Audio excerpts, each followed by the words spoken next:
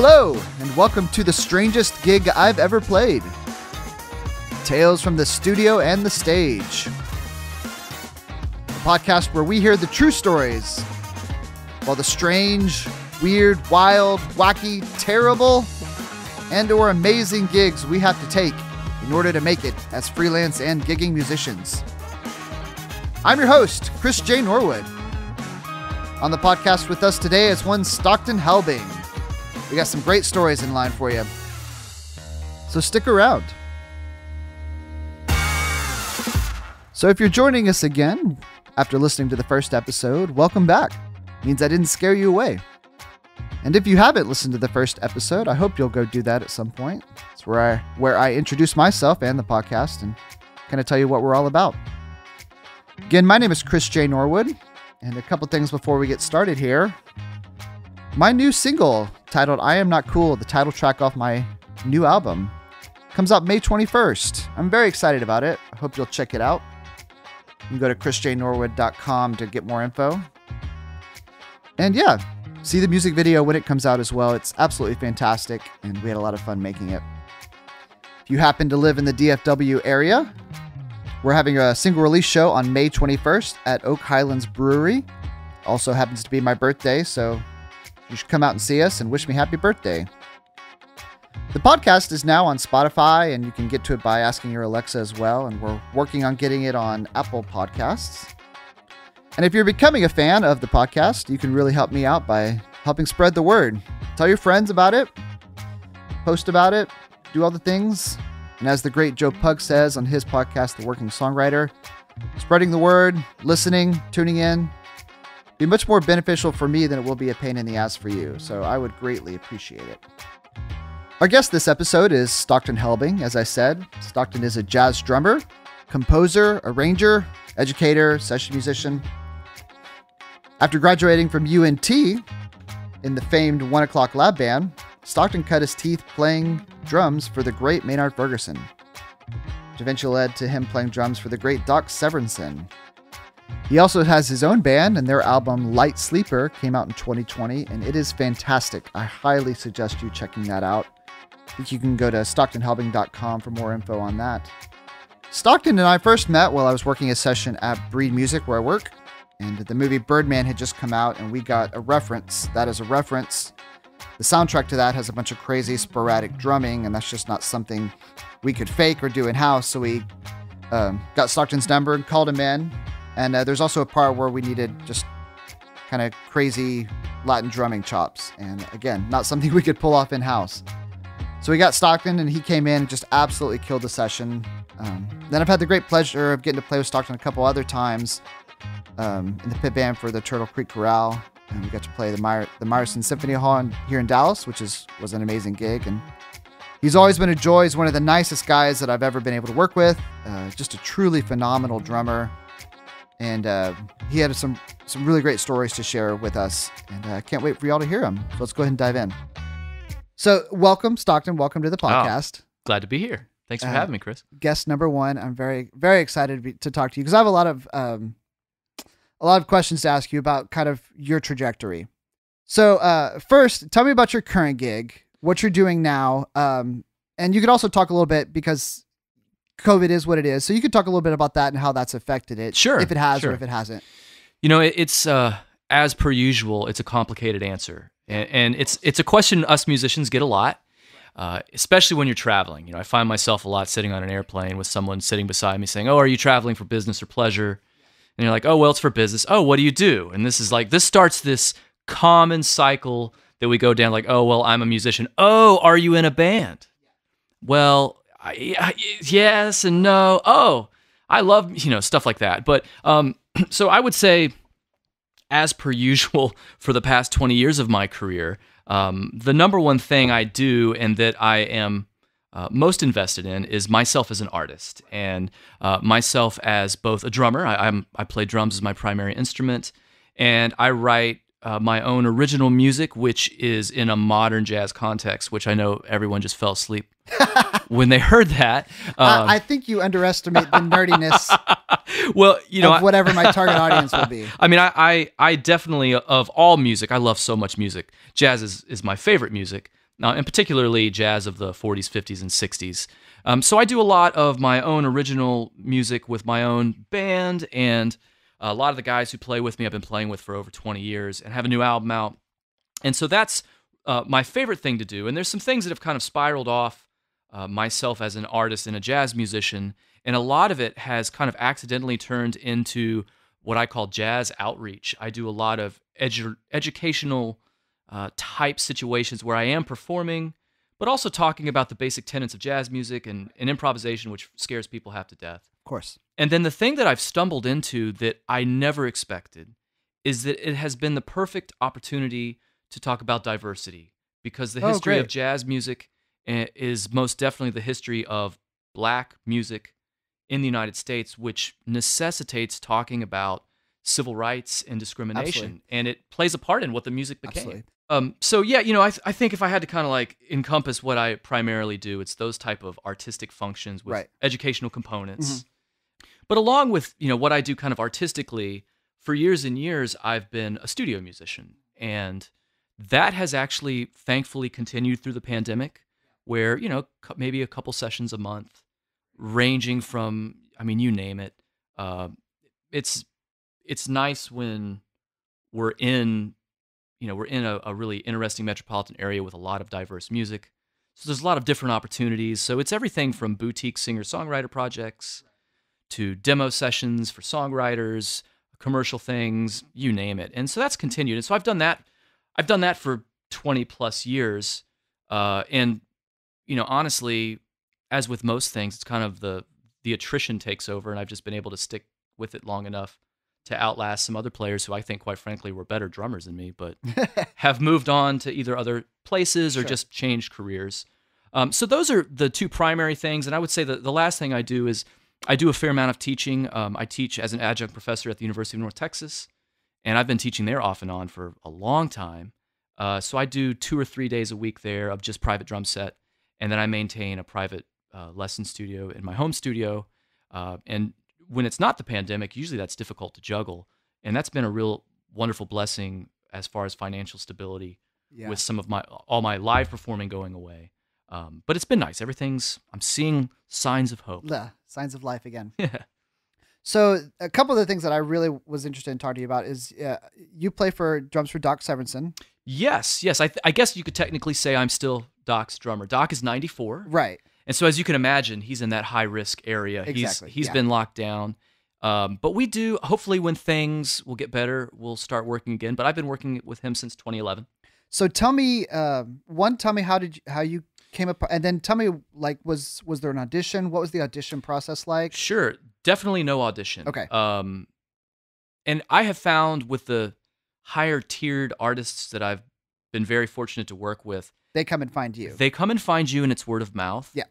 And same thing for me with Doc. So Doc knew who I was because I played with a friend of his for years. I played with Maynard Ferguson for 4 years.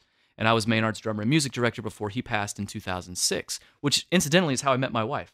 My wife worked for the tour management company that did artist relations for Maynard. Yeah. And I met her at a party where the band met the staff from the office at a hockey game, of all things. Oh, wow. But Doc knew who I was, and in 2010, 2011, his longtime drummer, Ed Shaughnessy, who's the famous Tonight Show drummer with the giant sideburns. Right. He had gotten to a point health-wise where he couldn't travel. Mm-hmm. And so Doc wanted someone new, and he called, it's just a great lesson to young people to think about how you represent yourself when you're younger. Yeah. He called my college teacher, Ed Soph at North Texas, and said, "Hey, I'm interested in this guy. What can you tell me about him? And then can you give me his contact information?" And that's how it was. So Doc had already hired me, and I hadn't played yet for him. And it was wild and crazy because it was pretty vague. Show up, it's going to be a 3-week tour. We'll rehearse for 2 days. And I'm like shipping my drums ahead of time. Yeah. And meanwhile, you're going through his whole back catalog. Everything. Yeah, trying to learn note for note. Everything, because you have no idea. Yeah, you don't know what to expect. It could be anything. And you don't want to, you know they're going to call one thing that's going to get you. And you're like, what could it be? But yeah, just getting all the old records and not only learning the song specifically, but getting a feel for the overall vibe and tendency of what they're looking for. Right. And I actually screwed it up, to be honest. Oh, yeah? Because I didn't like the way Ed Shaughnessy played on some of that stuff. To me, it was a little cheesy. Okay. It's kind of old school big band stuff where, 2 and 4 is played as a side stick the whole time. Yeah. And I'm more of a, I want to hear Sonny Payne with Count Basie in the 60s, and it's just cooler. Yeah. It's a little more aggressive drumistically. It's not as conservative. So did you have to change your playing? I mean, did you have to? Yeah. Oh, yeah. To match what Doc wanted? Was he used to? Yes. So we're in the first rehearsal, and we're playing, I'll never forget it, we're playing in a rehearsal space at the Minnesota Orchestra's hall. Mm-hmm. And we're rehearsing in a room, and we play it down, and I knew all the tunes, and there were charts, and I'm a decent reader, so I thought it was going well. But about halfway through the first part of rehearsal, I was like, it just didn't feel like the band was locking in. It didn't feel like it was in the pocket. So I started playing some 2 and 4 on the snare as a side stick thing, and immediately it gelled. And so we get to the first break, and Doc walks right over to me. So that's where I'm like, well, here it is. I'm done.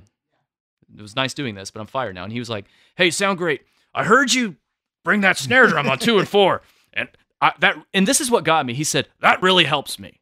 Yeah. And immediately I was like, yes, sir. And he didn't say do it or he was cool about it. Yeah. But I realized if he is humble enough to say this is what he needs to have a good performance, and he's Doc Severinsen, I'm going to do it. And Exactly. I think that's what kind of started our relationship off. But then he hated my cymbals. Oh, yeah.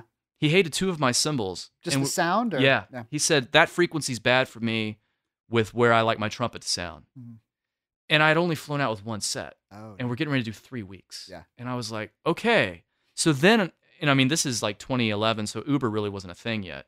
So I'm getting a cab to go to the only Guitar Center, and they don't have much to choose from. And then their retail prices, I'm spending like, $800 that day. And I'm like, I hope he likes these, because here's the first week of pay for this gig. Right. Yeah. And he did. And I told him, he was like, hey, I tried some more things. Mm-hmm. And he was like, oh, and just the fact I think that I was willing to change. Yeah. He was like, cool, because I think that was something that other drummers he had tried had not done. So the next thing I want to talk about is, it sounds like you were a bit like me. So I was a trumpet player in high school. You know what? I forgot about that, Yep. but you've told me that before, yeah. Uh-huh. And then you got smart and gave that up. Well, I'll tell you, no, exactly. I will tell you why. So I was a trumpet player, started in middle school, played through high school, played through college, and it sounds like you were like me. I was an enormous Maynard Ferguson fan. Oh yeah, enormous. He was, for trumpet players in high school, Mm-hmm. certainly in the 80s and 90s. Mm-hmm. I imagine even now. Oh yeah. He was the pinnacle. I realized early on, okay, I'm never going to be able to play like that. I wanted to scream. I wanted to be that guy. I wanted to be Maynard Ferguson. I was like, I'm never going to do that. I can kind of play guitar. I'll go down that path. So I know you played with Maynard. You've talked about that a little bit before. So tell me about that process. Was that another thing where he sought you out, or? That one was a little different. I'm just like you. Before I ever met Maynard or played with him, I was a Maynard fan. Matter of fact, it goes even deeper for me. The first time I heard jazz music was in the 7th grade when I walked into concert band class, and my band director started class by saying, I'm going to play for you my favorite musician. And he put on a record player, Maynard's 1975 record, Chameleon. Yep. And it was the Chick Corea tune La Fiesta.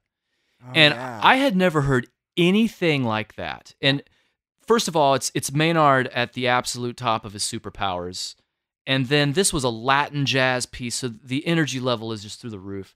And it was, it was like trying to drink from the end of a fire hose a little bit for me. It was exciting, and I'm just drowning in it so much. And so that goes by. I don't even know what that is. Right. I know it's jazz. I don't know who Maynard Ferguson is or anything. And then I find who he is. I find his name a couple years later, and I'm starting to listen to jazz. Then I get obsessed. So I buy every record I can get my hands on. And then for my, I think it was for my 16th birthday, finally, Maynard was going to come somewhat close to where I grew up in Florence, South Carolina. He played in Rock Hill, South Carolina at Winthrop University. So for my birthday gift, my parents, who were awesome, they said, we're going to rent a passenger van, and you can pick 7 other friends to go to this concert with you. And so I got to pick my buddies, and they drove us. And I met Maynard that night, and I met his tour manager, Ed Sargent, who would be my tour manager years later, and a dear, dear friend. And so I was very familiar with Maynard and big nerdo fan. I wanted to be a trumpet player as a kid, although I was a drummer. I only listened to trumpet players. Yeah. I listened to Maynard. I listened to Miles Davis. I listened to Dizzy Gillespie. I love that stuff. I listened to Buddy Rich, of course. But I really love trumpet players. Clifford Brown. Yeah. So I get to North Texas, and Maynard had a long history of hiring North Texas players, and I knew that. Mm-hmm. So as my years are going by at North Texas, I start realizing a couple drummers who are 2 or 3 years older than me and graduating, they're out playing with them. Great drummer named Paul Stivitz, who I'd been in school with. And then after Paul, when he's leaving, he recommends the current 1 o'clock drummer at the time, Joel Fountain. And Joel had a practice room across the hall from me at school for all the years.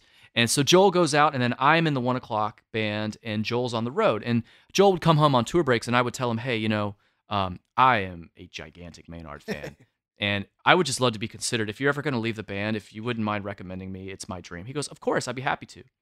And it's funny because in the meantime, there was a couple other players at school, like a trombonist. I remember he was trying to get on the Maynard band. So I remember I got together with him one day, and we've laid down a bunch of tunes for the audition. And I was thinking, like, this is surreal. Like, Maynard's going to hear this. Well, I'm getting close to graduating, and I get the call, like, hey, I'm leaving the band. Send me a demo. I will give it to the manager, music director, and if they like it, they'll share it with Maynard. So I give it to him, and I am just like, oh, I want this gig. You're buzzing, yeah. I really want this gig. And I vividly remember the phone call. This is so out. Because I'm coming home from a gig playing a funeral here in Dallas, playing jazz at a funeral, and they'd forgotten to pay us. So my buddy, the saxophone player's in the other seat with me. They said, go stop by the reception afterwards, and we'll get you a check. So I'm pulling up at the reception to let my buddy out, and there's cars parked on both sides of the street, and there's valet waving us. I get the call about the Maynard gig and giving a demo. I'm so excited. My buddy, Tom, says, hey, I'm going to go get a check. I'll be right back. He throws my door open on my little Pontiac Grand Am, and I see a car flying down the street. And I say, Tom, look out. So he reaches back, and the car just crumples the passenger side door of my car. Like, it would have killed Tom. I'm so glad it didn't. But I'll never forget the day I got that call because of that. And so then I send my demo stuff in, and Joel Fountain's like, yeah, and I think they're going to love you. They love 1 o'clock drummers. We'll see what happens. I don't hear anything. Yeah. I don't hear anything for a long time. Wow. So I graduate, and now I wanted to move to New York, but if I was going to get the Maynard gig, I wasn't going to move. Yeah. And I'm not hearing anything. And then in the meantime, I get called to play a show in Branson, Missouri for a 6-month run that paid ridiculous money. I was like, well, I guess I'll take it because then I'll save the money and move to New York. What was the show? It was going to be, I probably shouldn't say because it had a bad ending. And it's been in Branson before, but it was going to be a jazz related thing. Okay. And before I agreed to do this, I called the tour manager, Ed Sargent from Maynard Ferguson. Hey, I'm just calling to see if you've made a decision. And he was like, we just got off the road and I haven't talked to Maynard at all. I don't know what we're going to do. And I was like, and I could tell he was not wanting to talk to me at the time. And I was like, okay, thanks. And I was like, man, this isn't going to happen. So I agree. I didn't sign a contract, but I agree to go to Branson. Yeah. So I'm getting ready to move, and I swear, like a week later that I agree to go to Branson, Ed Sargent calls me back. Oh, no. He's like, hey, Stockton, I just got off a meeting with Maynard. We listened to your stuff. We think you sound great. We want you in the band. Oh, my gosh. And I was like, oh. And I told him, I was like, this is going to be the hardest thing I've ever said, but I've dreamed of this moment, and I'm going to have to say no because You just signed a contract. Yeah, it's like I gave verbal agreement to go to Branson to play the show, and I told him who it was with, and he goes, hey, look, I really appreciate you honoring that commitment because I'd want the same thing to me. Yeah. And he goes, there'll be another chance. You go play that gig, we'll do it again. Oh, man, but you're just broken inside. I'm devastated. Yeah. Devastated. I mean, I didn't cry, but I almost did. Yeah. And I think I sat in shock the rest of the day. Like, what have I done? What have I done? Well, and then it goes from bad to worse. I start getting my gig in Branson. It keeps getting delayed. Okay, we can't start now for another month. So I'm sitting here in Dallas, and I'm gigging a little bit, but I've been kind of shutting down and not taking gigs. Right. Because I was supposed to be gone. Yeah. So then I'm like, I am screwing up. So I'm sitting, nothing to do, wondering what the heck to do with my career. And I get an email from Joel Fountain, who had been Maynard's drummer, and said, hey, I just got a strange call from Ed Sargent, and I guess whatever drummer they hired isn't working out. And they asked if I could come fill in for 2 weeks. And I can't because I'm in Canada, and immigration won't let me. And he goes, could you go fill in for 2 weeks with them? And I was like, yes. Absolutely. And it was funny. I send this email, and my phone rings immediately afterwards, and it's Ed Sargent. And he goes, Stockton, he goes, I talked to Joel. He said you're available. And I was like, yeah, my gig in Branson keeps getting delayed. And he goes, yeah, I called about that. I called some guys I know, and they said that gig's not happening. Oh. And I was like, okay, let me call the guy and check, and then I'm good. He goes, okay, I'll work on your ticket. Call him. So I hang up. I call my contact in France. He goes, yeah, I've been meaning to call you. It looks like it might be another 6 months. Oh my gosh. So I was like, I've had another opportunity. I'm going to take it. Thank you. And I call back and call Ed Sargent back. He goes, okay, your tickets will be waiting for you. Here's what time it is. Yeah. The tour is my first tour was 12 weeks. He goes, we're going to pick you up in Elko, Nevada. Oh, wow. And we go all the way from Montana to the Florida Keys, and we're going to end in Washington, D.C. So, pack everything. Bye. And it was like the next morning. Yeah. Yeah. And so from then on, it was a whirlwind. And they pull up to the airport and dropped the other drummer that they had fired off and picked me up. Oh, wow. And I mean, I'm carrying my suitcases. It's a whirlwind. I'm carrying my suitcases. I walk on the tour bus, and Maynard's standing there. He's like, hey, it's so great to meet you. And I'm just like, hi. Mr. Ferguson? It's nice. And I did. I think I called him Mr. Ferguson. He goes, call me Maynard, because he pronounces it Maynard. Yeah. And I was like, okay. And my next gig was stammering. Like, I had a gig the next day with them. So we did one rehearsal, and he came to 5 minutes of it and heard me play one song, and then came and shook my hand. I was like, you're cool, because he knew I knew the style. Yeah. But it was awesome. So tell me, like, you had talked about this playing with Doc, how you're playing the charts. Yeah. So like at this point, like you're not in a cover band. You're in the band. Yeah. So like, what was that feel like? You count them off on that first song and the first show, and you're like, I'm in it. This is it. It was crazy. I mean, it happened so fast. Yeah. That I didn't really have time at first to figure out what was going on. Yeah. Because I was trying to adapt to everything. Like, okay, like there's terminology. Like when you're on the road, I had never been on the road like that. Mm-hmm. There's completely different jargon. Yeah. Okay, now call time's this, butt time's lobby call this. Yeah. Okay, sound check's this. We're gonna do tech loadouts here, and I'm like, oh, trying to learn it all. Like, where do I go? And I'm just totally green. I mean, I'm 23. Yeah. And was there anybody that was there to kind of usher you along? No one really. I mean, they were cool though. Yeah. But I think they were cool because I could play.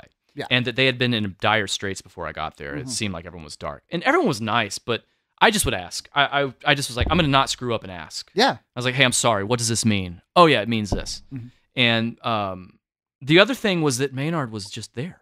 Yeah. He was with us. Yeah. And I'm just like... Was he riding the bus with y'all? Yeah, and all that? Yeah.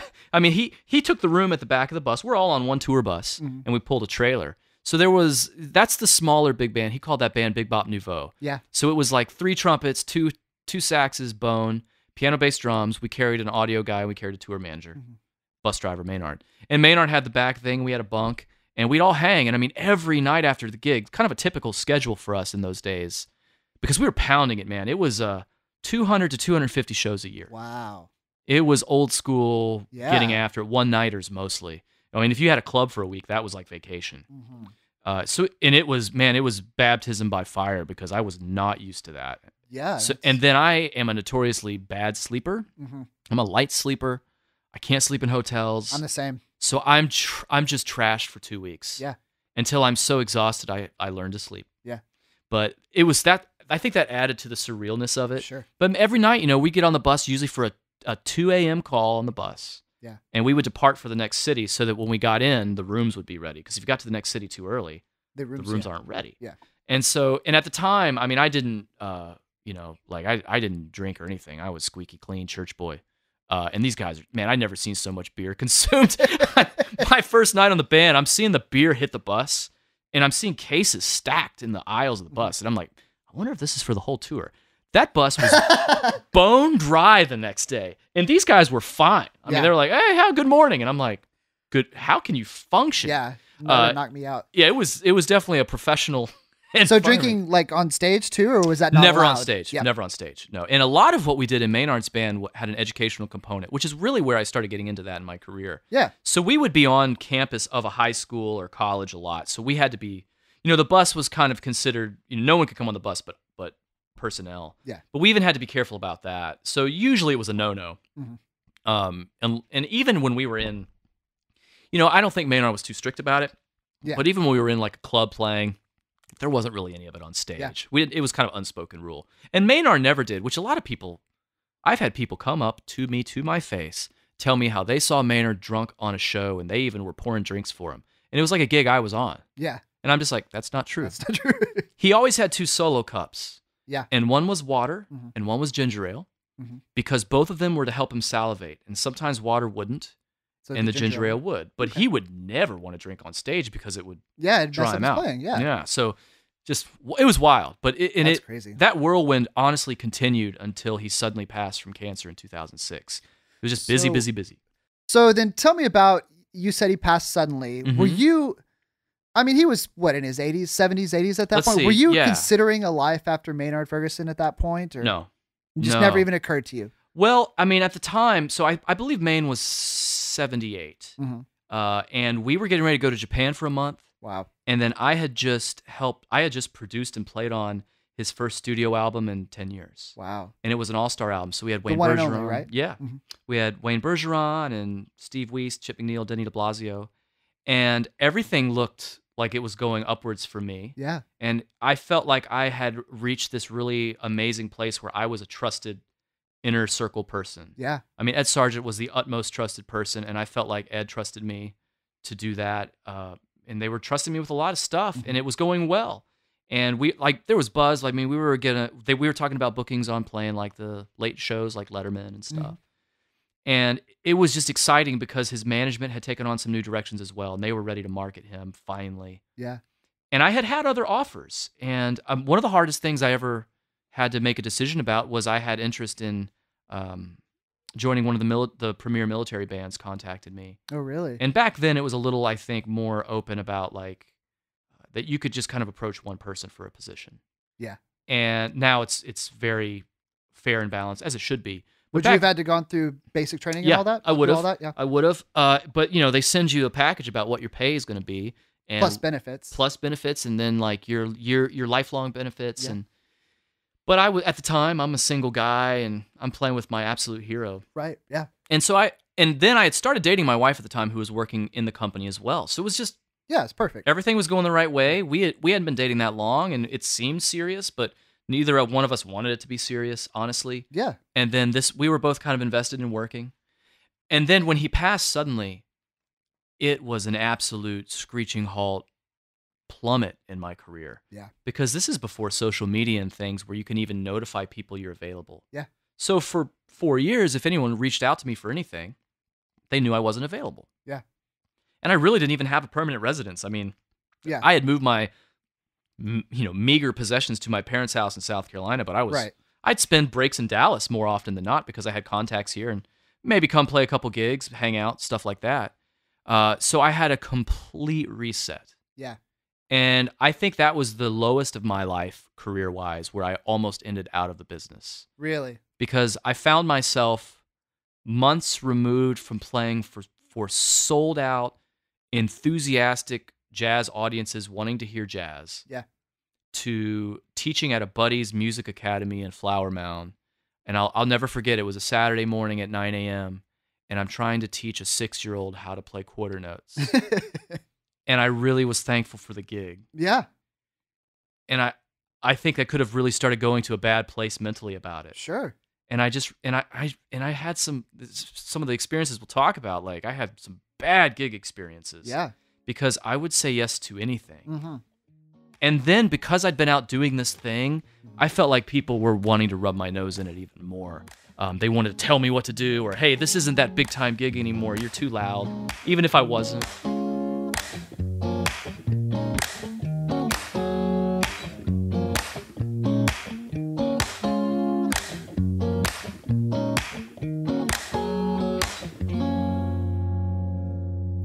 So now, tell me about the strangest gig you've ever played. Well, I got to tell you, Chris, I had a lot of fun brainstorming for this. And I was Everybody loves talking about that. It's always, I played this one gig. I mean, it's going to be hard to narrow this down. I think the number one, when I was going through them, I was like, this has to be one of them. And this is not necessarily a bad experience, but a unique experience is, so things were going better. I've been back in Dallas now for a while. So I was back to being thought of as open to gigs in the area. So I was doing studio work, freelancing, that kind of thing. And I have a bit of a strange name, since my first name, Stockton, is often a last name, or people think it's a nickname. Right. And then Helbing's so weird. A lot of times I'm just Stockton to people. They don't know if it's my first or last name. Mm-hmm. And I was actually traveling home. I had been playing a guest artist gig at a jazz festival. And I don't know why, I vividly remember I was in the St. Louis airport for some reason. And I get a phone call. And it's someone I didn't even know. They said, hey, this is so-and-so. I'm wondering if you would be available to play this unique event in a couple days in Dallas. And I was like, oh, what is it? And they're like, oh, well, it was like a combining of hip hop music and Broadway music. And it was going to be a really special event. And if I'm remembering correctly, so it was Hamilton before Hamilton? Way before Hamilton. And it was going to be at the brand new AT&T Center downtown. Okay. So the one that's right by the Meyerson. I think it's AT&T Performing Arts Center. And it was going to be the opening event there. Wow. And it was called Hip Hop Broadway. And then they said it's going to feature a lot of different guests, one of which, and the big headliner was Erykah Badu. Wow, yeah. And I grew up in South Carolina, and one of the things that I'm so thankful for is I, as a young white kid, had a lot of friends that were black because it was South Carolina. And they introduced me to a lot of music. And one of the artists that I really fell in love with when I was a kid growing up was Erykah Badu. Her first record, Baduism, just awesome. It's like, kind of a combination of Billie Holiday and that kind of R&B sense that we'd been hearing in the 90s. So I love that stuff. So and then being, in Dallas, right. Erykah's huge. Yeah, she as big as it gets in Dallas. Went to Booker T, and I went to North Texas with a lot of guys who were working with her at the time. Like my classmates in North Texas were Braylon Lacey, amazing bass player here in Dallas, and Sean Martin, who everyone knows from Snarky Puppy, R.C. Williams. Yeah. I was in class and ensembles at school with them. So they were gigging with Erykah at the time, and I also, because I get it, like if you're a hip hop artist, you're selling tickets to a hip hop show, you're probably not going to want to show up and see a white dude playing drums. Yeah. It just, the optics aren't really right. And I get it. I totally get it. I don't resent anybody for it. So I knew that this was probably one of those opportunities for me to play with an artist like this. I was like, wow, this sounds unique. So they're like, okay, here's the details. So-and-so's music director. They'll call you, get you the charts, because we need someone who can read, because it's hip hop stuff, but it's also Broadway stuff. So you're going to be in the pit reading all this different stuff. And I was like, I would love to, because that kind of hip hop drumming I love, but I very rarely have used that in my career. Sure. Other than, so was it like the D'Angelo Questlove Way Out of Time kind of? It was, it was not that type. I didn't know, honestly. Okay. So I didn't, at this point, I don't know. Yeah. Because they say they're going to send me stuff and I haven't seen it. Oh gosh. Yeah. And then it's the next day, rehearsal the next day, show the day after. Wow. So I'm flying home and I'm like, okay. So I'm trying to listen to whatever I can, like get it in my head, and I still don't see anything. I just have a call time. Yeah. And on the flight, as I'm flying home and I'm getting excited about it, I'm sitting there thinking about it, and I was like, you know what? They only called me Stockton on the phone call, and I don't think they know I'm a white dude. It just kind of, it crossed my mind. I was like, uh-oh.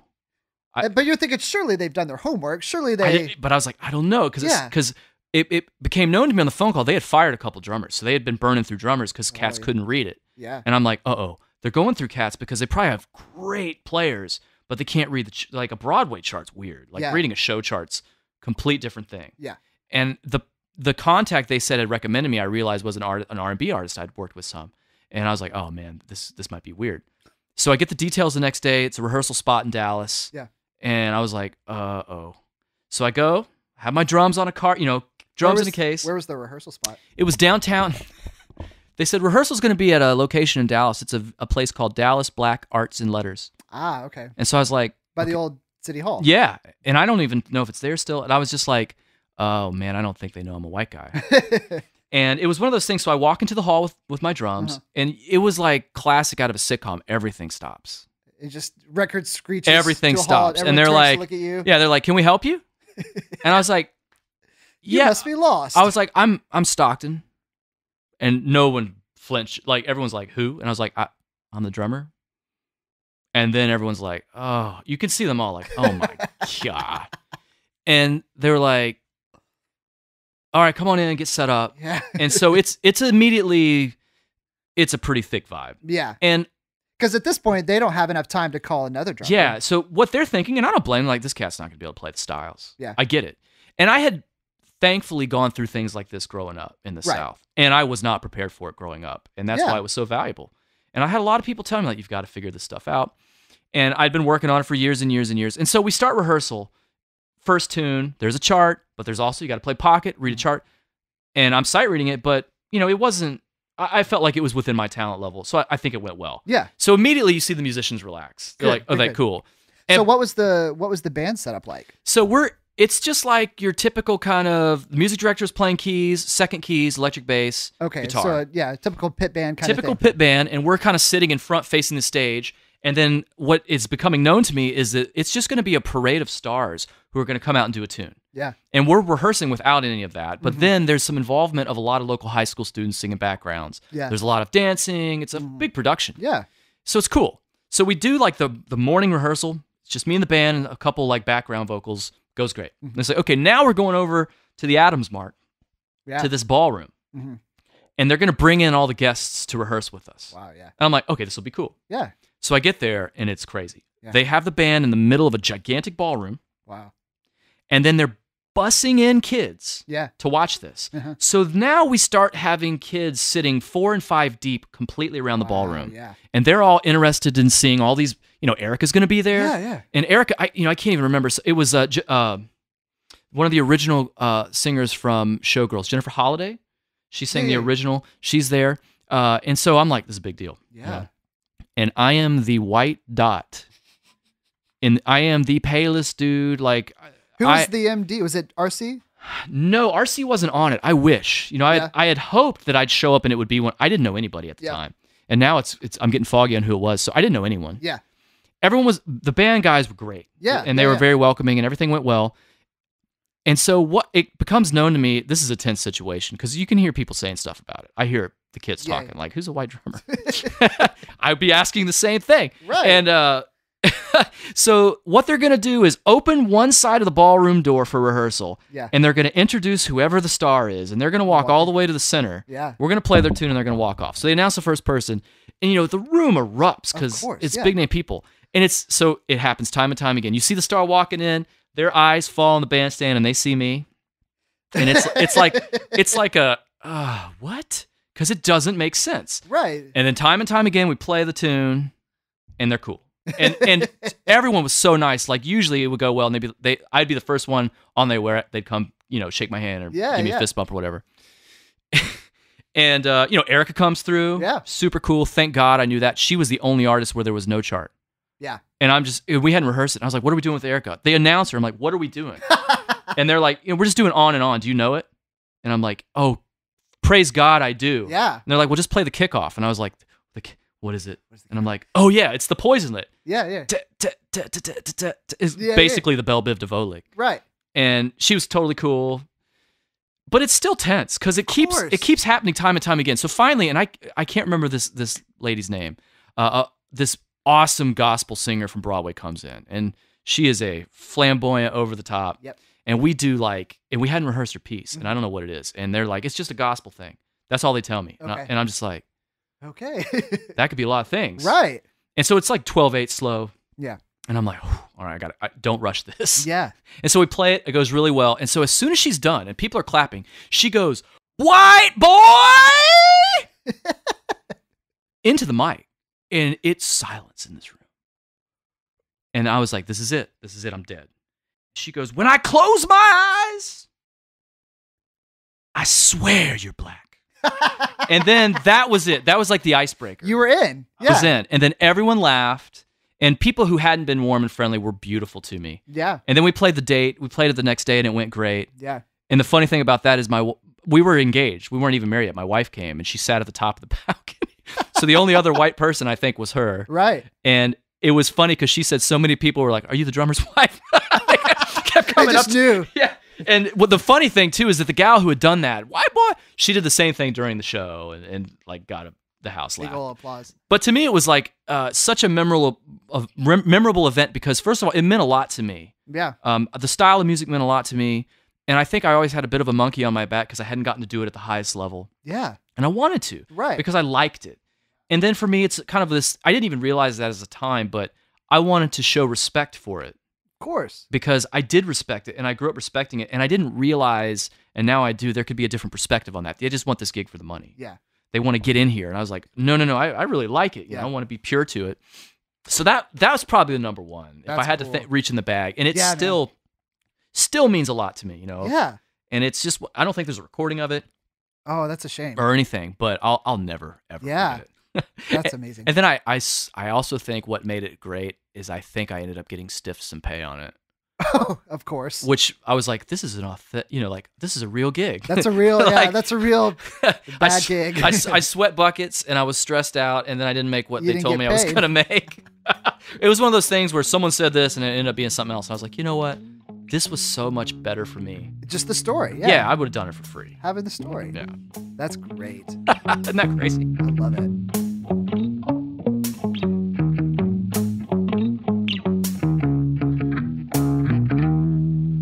So now tell me about your dream gig. If there was any gig that past, present, future, I mean, I'm so very, very blessed because my dream as a young person was to play with Maynard. the Maynard. Yeah. And there was never a moment that I didn't want to be there. My only frustrations playing with Maynard were just typical band frustrations where I was like, man, I don't think we have the right people in all these positions. Yeah.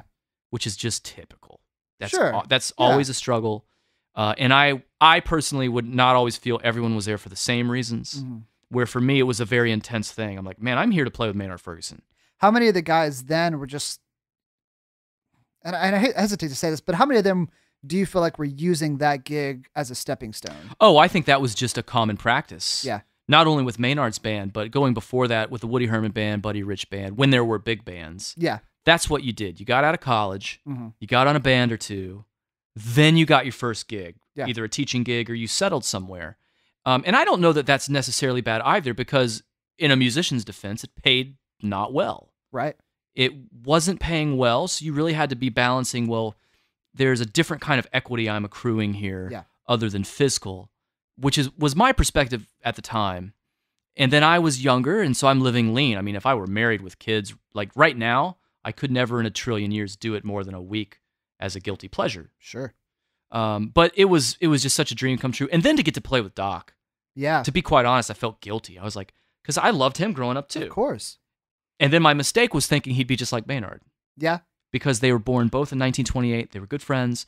They're both superstar trumpet players. I mean, I know they played differently, but Maynard was so fun, so laid back. He never told you what to do, really. He led Yeah. by example. And Doc is the opposite. Really. He was in my grill about everything. Yeah. What kind of sticks are those? What kind of snares? I'm like, what do you mean? Shut up.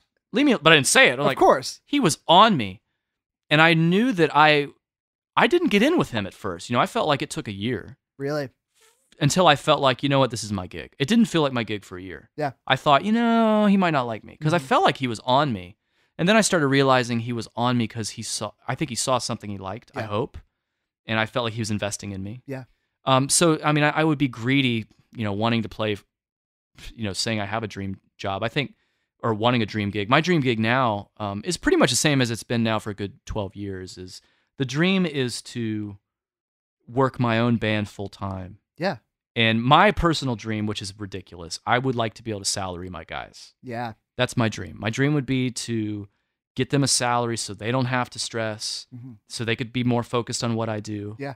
And I believe we're going to get there. I really do. I want to get there. Sure. And I feel, in a way, a bit of an obligation to do it because I think people have invested in me to do something like that, Right. to play a certain kind of music and talk about it.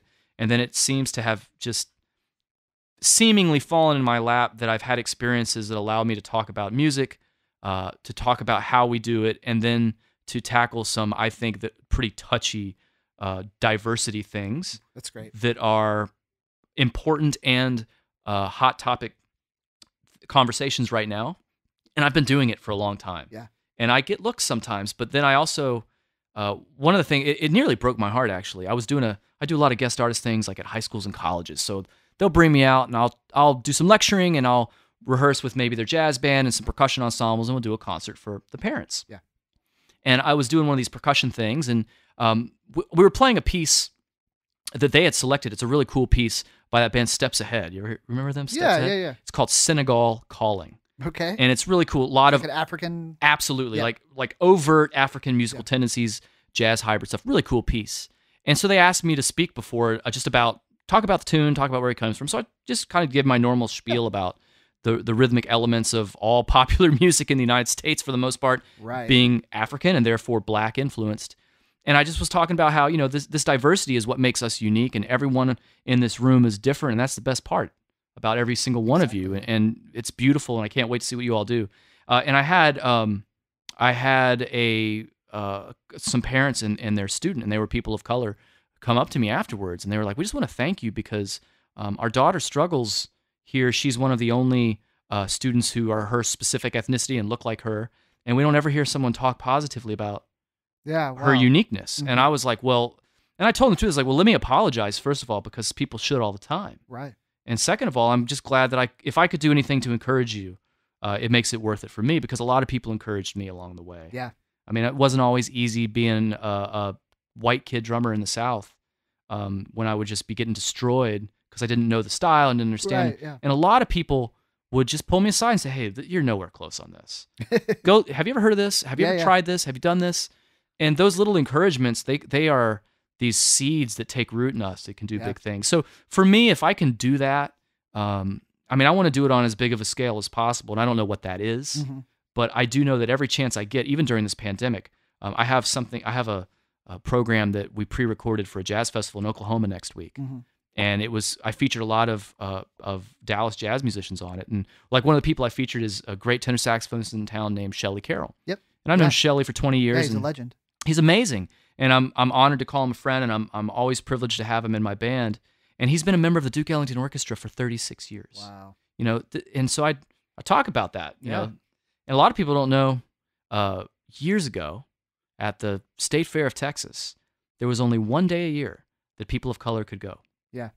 And they would bring in huge headliners for that one day only. And Duke Ellington, Louis Armstrong, one of the people they brought in. Really? I didn't know that. Isn't that crazy? The ties to our area. So that would be my dream gig, is to be able to do that and to have enough financial stability both for myself and the band that I could, you know, dwell upon that. I think I could do it even better. We'll see. That's great, man.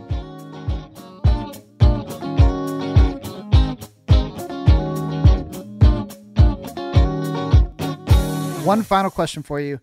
What is the one? It's an easy one. What is one thing that you have to take with you to every gig? Other than your drums, of course. Okay, so other than my earplugs. Yeah. I mean, a good ear filter. Yeah. Like, not even joking. Like, I learned years ago, and you know how this is, because when you find yourself in production situations, you cannot lose the discernment of decibels. Yeah. And if you lose that, it has horrific ramifications on your music making. Yep. And it's weird. You have to get used to it. Yeah. But yeah, I mean, for me, that final check out the door of gear or whatever is always my good filters. Yeah, your earbuds. My earbuds and so well, in-ear monitors, yeah, for sure. If we're doing a monitor situation or if it's acoustic, like, and the right ones too, you know, if it's a light gig, I need my light, you know, I want to have only like that 5 decibel filter in there. Or if we're going to be getting after it, pop that 25 decibel filter in there. That's great. But that's the big one. And I'll tell you the other one, food. And I'm not even a foodie. But I've screwed up because musicians forget to eat. Yeah. And we're usually loading in at mealtime. Yeah, or if we do eat, it's, you know, you're scarfing down a cheeseburger 10 minutes before. And then you're just, that has consequences. Oh, yes. So yeah, I say ear filter and a nice healthy protein. Nice healthy, a big bowl of pasta. There you go, carb it up, yeah.